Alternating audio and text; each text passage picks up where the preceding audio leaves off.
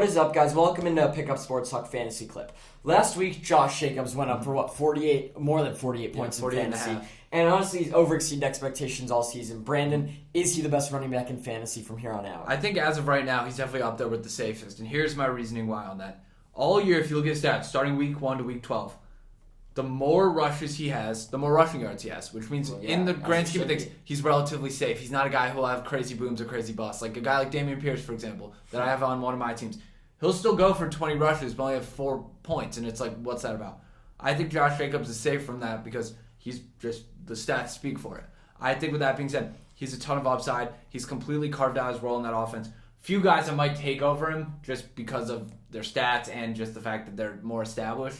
But as of right now, he's definitely fantasy football's hottest running back, and I think he's up there with the safest. I mean, not that I expect him to be doing better than this, but I will say, 4 weeks ago he had 11 points. The week before he had 7. It's not like he's incredibly safe, but he's up there. And I think the reason he's going to do great again is because he's against that horrible Chargers defense, which I alluded to in our regular episode. Go check that out. But really, the only person you could definitively take over him is Austin Eckler.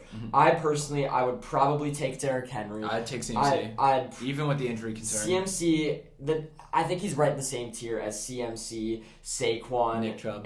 Maybe Nick Chubb. But the only guys I'd really definitely take over him, Austin Eckler for sure, and probably Derrick Henry. I also like Josh Jacobs' schedule from here on out, and I think he's going to keep playing well. There's really not much more to say about him. Yeah. I mean, he's going to be drafted in the first 2 rounds of fantasy next year. He is on a contract year, so who knows where he'll be. But there's no reason not to trust him from here on out. I would expect him to bust in one of the 3 playoff weeks just because he has busted before. But expect another big week from Josh Jacobs.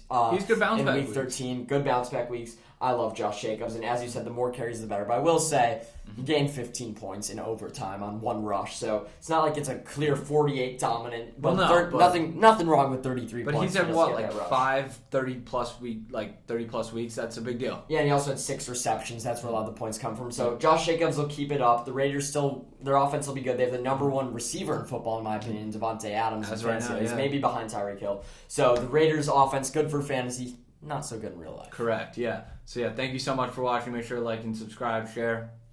Thanks. You don't want to talk.